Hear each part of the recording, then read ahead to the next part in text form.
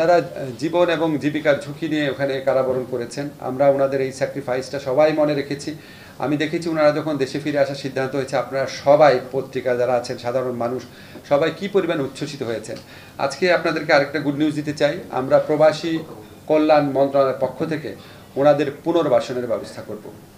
আমাদের অলরেডি 87 জন সাথে যোগাযোগ হয়েছে, 87 জনের সাথে যারা ফিরে এসছেন। আপনারা জানেন 57 জন না, আরও অনেকেই বন্দী ছিলেন, অনেকেই ফিরে আসছেন। 87 জনকে আমরা এনলিস্ট করতে পেরেছি। আমরা ওনাদেরকে কর্মসংস্থানের ব্যবস্থা করব বাংলাদেশে। ওনাদেরকে আমরা ওনাদের প্রতি এটা আমাদের দায় মনে করি বাংলাদেশের। আমরা প্রবাসী কল্যাণ ব্যাংকের প্রবাসী কল্যাণ যে স্কিম আছে বিভিন্ন আমাদের ওই মন্ত্রণালয়ের মাধ্যমে, আমাদের ব্যাংক আছে একটা, আমাদের একটা বোর্ড আছে, কল্যাণ বোর্ড আছে, আমাদের বিএমইটি আছে, যেখানে আমাদের মোট কথা আমাদের মন্ত্রণালয়ের মাধ্যমে তাদেরকে কর্মসংস্থান মানে চাকরি হোক, ব্যবসার উদ্যোগ হোক, সেটার ব্যবস্থা করব।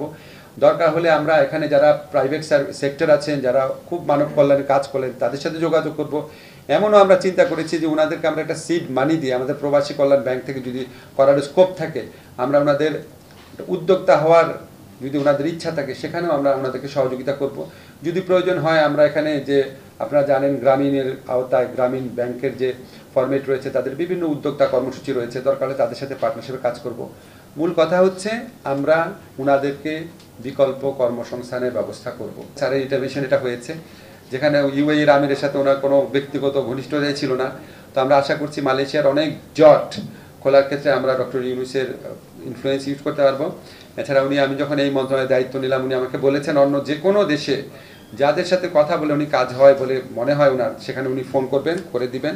তো আমরা আশা করি ওনাকে সরাসরি এখন আমি প্রস্তাব দেইনি, বিকজ আমাদের ফিল্ড লেভেল স্টাডিটা মোটামুটি করেছি। আমরা ওটার মাধ্যমে আগামী মাস দুয়েকের মধ্যে শ্রমবাজার সম্প্রসারণে বড় নিউজ আপনাদেরকে দিতে পারি। এটা নোবেল বিজয়ী ডক্টর মোহাম্মদ ইউনূস যখন শপথ গ্রহণ করেছেন, তার 3-4 দিনের মাথায় হঠাৎ স্যার একটা উঠে গেলেন কথা বলতে বলতে। তো স্যার এসে বললেন যে ওনাকে মালয়েশিয়ার প্রধানমন্ত্রী ফোন করেছেন, প্রেসিডেন্ট ফোন করেছেন, আনোয়ার ইব্রাহিম, প্রধানমন্ত্রী আনোয়ার ইব্রাহিম ফোন করেছেন আর কি।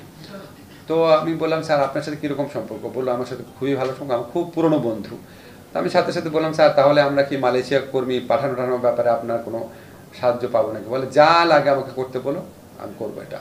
সো আমরা তো অনির্দিষ্ট কথা বলে লাভ নাই, আমরা মার্কেটটা ইনভেস্টিগেট করছি মালয়েশিয়ার ব্যাপারে। আমরা অবশ্যই স্যারের সহযোগিতা পাবো। আপনারা জানেন ওনার ব্যক্তিগত হস্তক্ষেপের মাধ্যমে আমাদের আরও ইউএই থেকে 57 জন আমাদের শ্রমিক ফেরত আসছেন যারা কারাবন্দী ছিলেন। এটা খুব বড় একটা ঘটনা, আপনারা সবাই বুঝেন ওখানে মানে কত কঠিন ক্রিমিনাল জাস্টিস সিস্টেম, সেখানে